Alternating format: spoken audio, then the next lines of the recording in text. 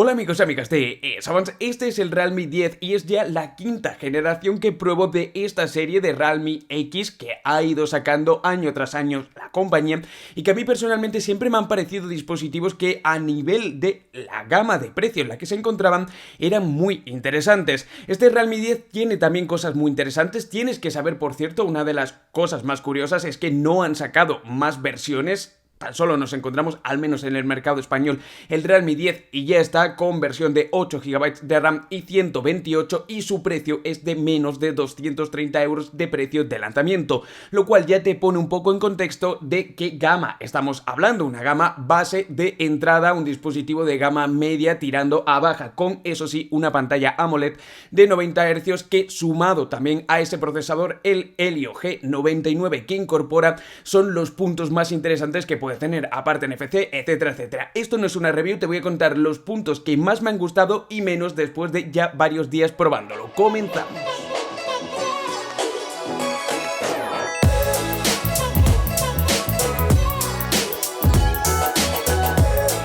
Y bueno, antes de comenzar con esos puntos negativos y positivos que vamos a ir alternando basado en mi experiencia con él durante estos días, déjame decirte que quiero hablar 40 segundos sobre el diseño, ya que esto no lo considero ni positivo ni negativo. A mí me gusta, pero al ser, digamos, algo tan subjetivo que a ti puede no gustarte, bueno, pues no lo pondré como un punto que sea objetivamente mejor o peor.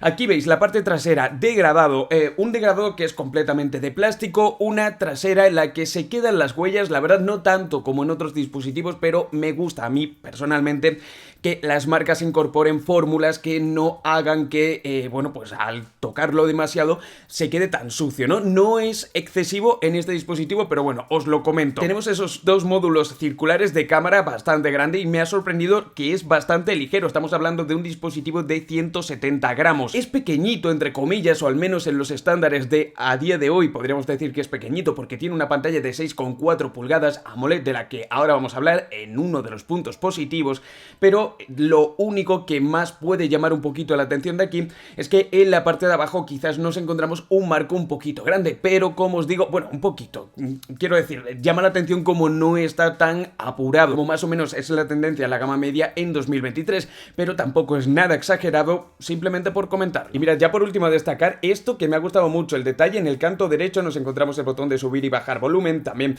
el de apagado y encendido, y este es también el lector de huella, y me gusta mucho como detalle que esté como hundido, ¿no? Un poquito tiene ahí ese hundimiento. Es algo que me ha parecido bastante cómodo a la hora de poder poner lo que es el dedo. Creo que queda como más orgánico, más natural el hecho de que esté un pelín hundido a que esté sobresalido.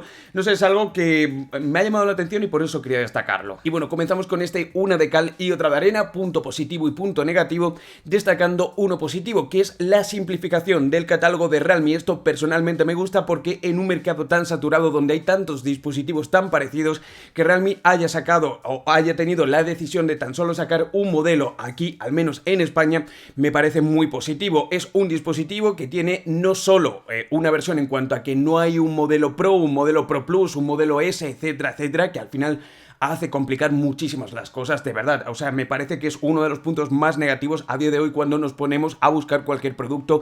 Es un quebradero de cabeza, por eso lo destaco y me parece bueno.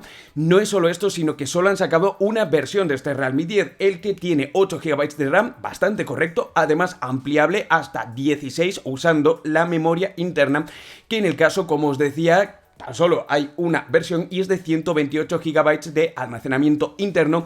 Además nos encontramos con expansión a través de microSD y además esta única versión a precio de lanzamiento está por 229 euros, un precio que vais a ver cómo, a pesar de haber mucha competencia en esta gama y que por 100 euros más, por 80 euros más, podemos encontrar opciones mejores, sobre todo de años o generaciones anteriores, que aún queda stock. Lo cierto es que no me parece mal precio. Eso sí, ahora vamos con un gran punto negativo de este dispositivo, el hecho de que no tenga 5G. Esto hace un año, hace dos, te decía, mira, no es ningún problema que un móvil no tenga 5G. Pero a día de hoy, en 2023, teniendo en cuenta que este dispositivo tiene por ley una garantía de 3 años, que yo más o menos es el tiempo que estimo que sería más o menos normal, unos 3, 4, 5 años si le puedes sacar partido y quieres aguantar con un dispositivo, pues en 2026 que un móvil, digamos poniéndole la extensión máxima que puedas usarle, no tenga 5G cuando ya la mayoría de operadoras, al menos aquí en España, están desplegando esta tecnología y hay una diferencia cada vez más razonable entre el 4G y el 5G, y yo al menos que uso mucho lo que es el móvil y la conexión móvil para poder trabajar desde el portátil, no me suelo conectar a redes públicas, sino que pongo directamente la función de que el móvil se use como módem, por así decirlo, y el internet lo comparta, ¿no?, con mi portátil. El hecho de yo no tener 5G depende de tu uso, pero yo al menos lo veo como un punto negativo en este dispositivo. Eso sí, equilibra un poco la balanza que este dispositivo tenga NFC para poder realizar pagos, digamos, con tarjetas virtuales, etcétera. Bueno, yo creo que es algo que ya mucha gente usa y al menos aquí esto nos lo vamos a encontrar. Y ahora, punto positivo, el tema de la pantalla, que sea un panel AMOLED de 6,4 pulgadas, la verdad es que es un dispositivo que, como os decía, los estándares de 2021, 22, 23, es un dispositivo que podríamos considerar hasta pequeño, pero la pantalla, siendo AMOLED Full HD Plus, con tasa de refresco de 90 Hz, se ve muy bien.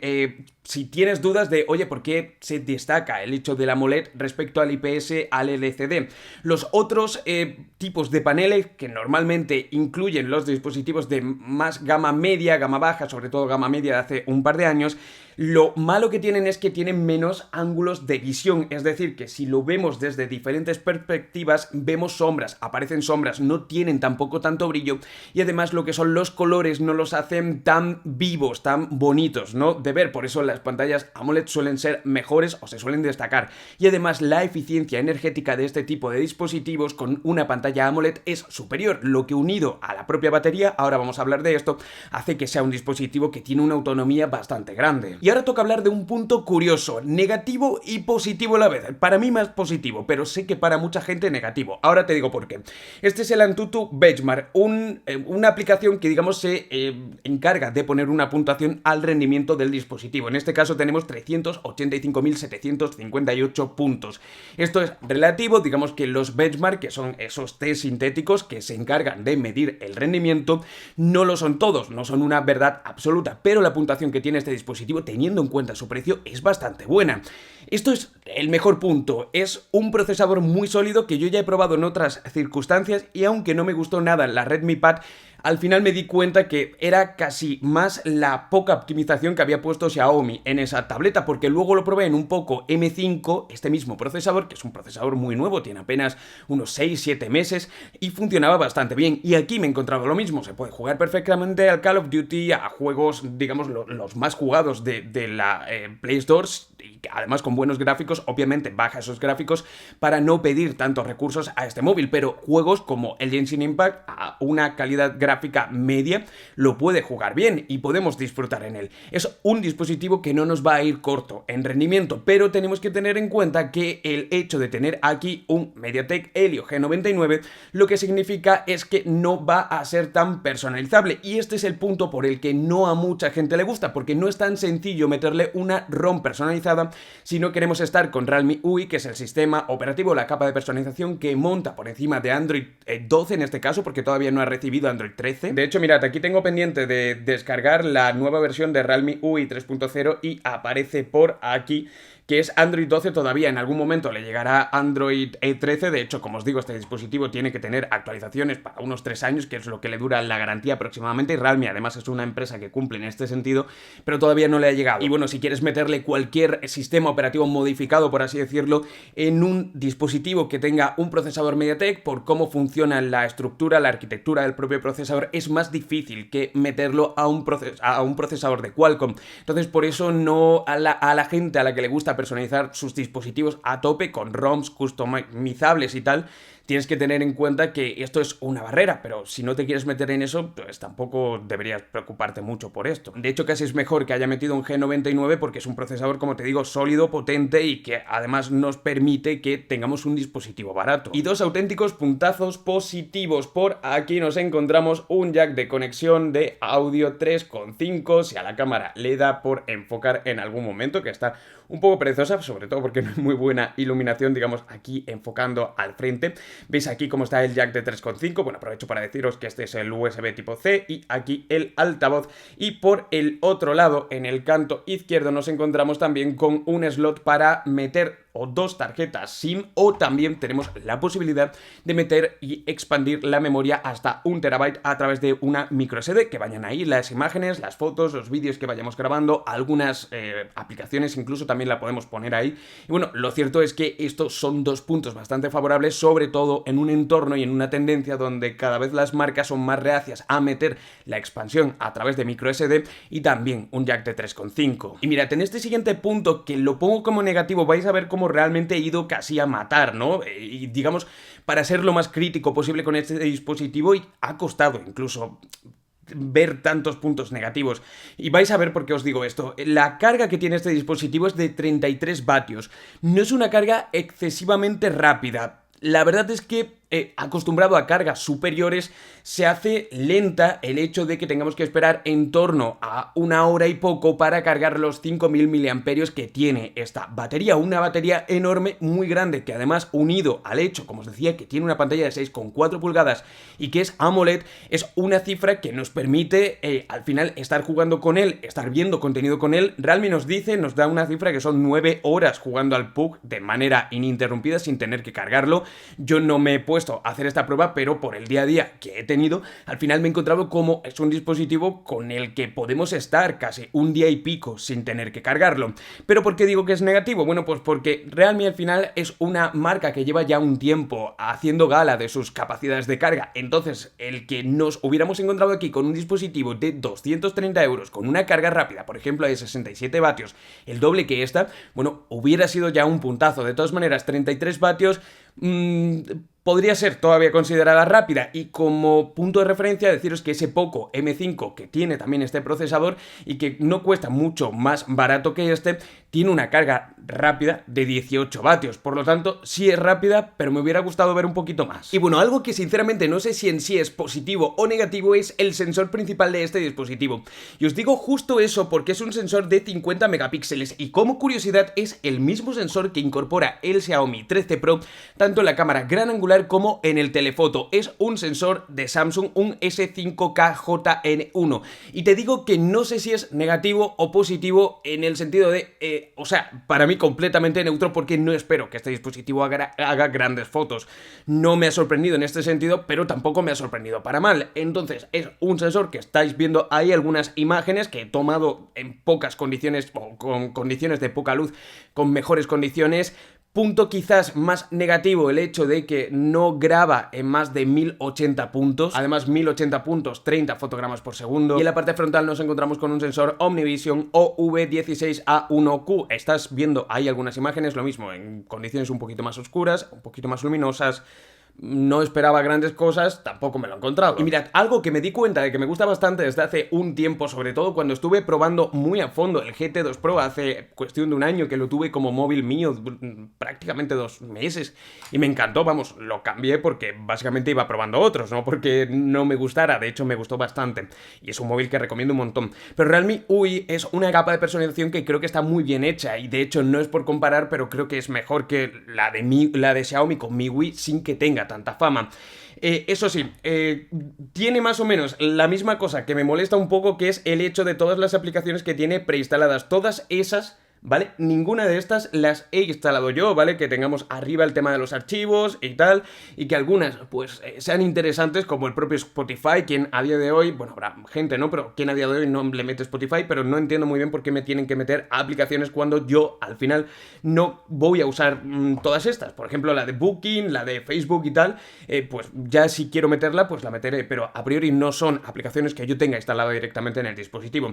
Por lo tanto, no me gusta esto, me gusta Realme UI, y aparte me gusta de Realme UI, y esto es una cosa de Android, pero que nos permite expandir la memoria RAM de este dispositivo hasta los 16 GB, es que podemos hacerlo desde el propio panel, desde los propios ajustes.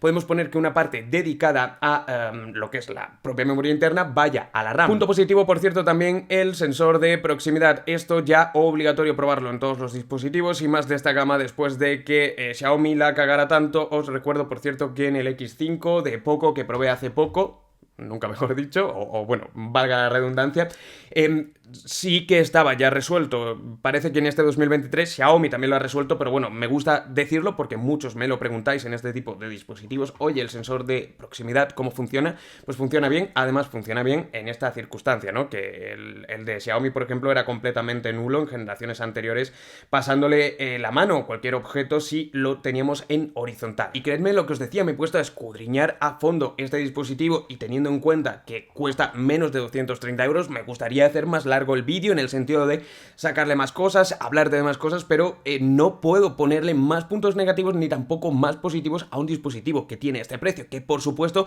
es más de lo que pagábamos, digamos, en comparación hace 3 años por un dispositivo de esta gama, por supuesto, pero tampoco es tanto, y teniendo en cuenta la subida de precios que ha habido en todos los dispositivos, no es algo que se haya ido mucho de madre. Y desde luego lo que me gusta bastante es que la versión básica y la única que han sacado al mercado tenga 8 GB de RAM sí, y de 128 de almacenamiento interno, además con capacidad expansible, etcétera.